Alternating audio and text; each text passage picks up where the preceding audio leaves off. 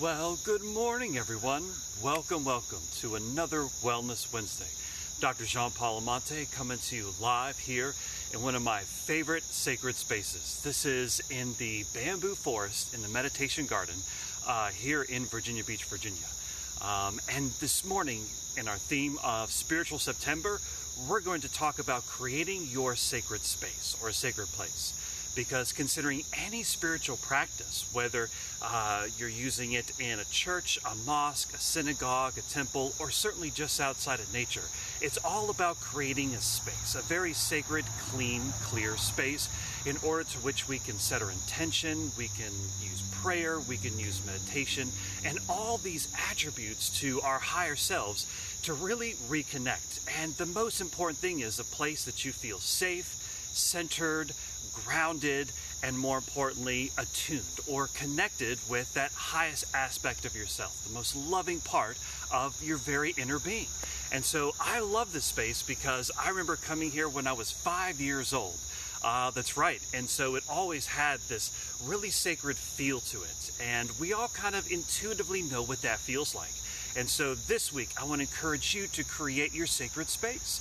So whether it's inside your home, whether it's at work, whether it's your car, we can really use a variety of things to create a very spiritual, sacred space. And so if you think about special colors, sounds, you can certainly even use smells, textures, tones, and feels, and so forth.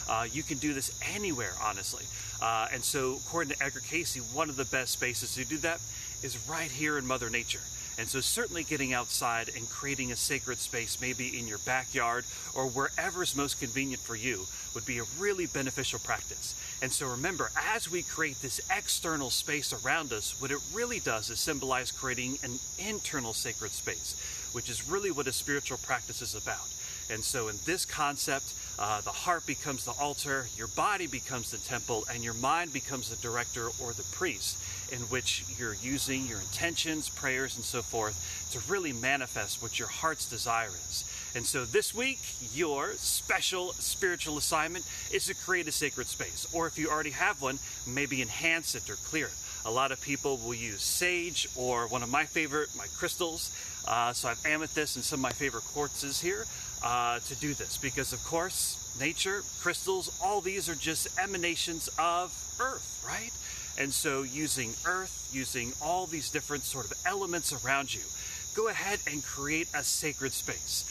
And make sure every time you come back there, you bring that vibration of being centered, grounded, peaceful, loving, and all those high vibrations that create that spiritual context of what we really do to, honestly, evolve our souls and our spirits.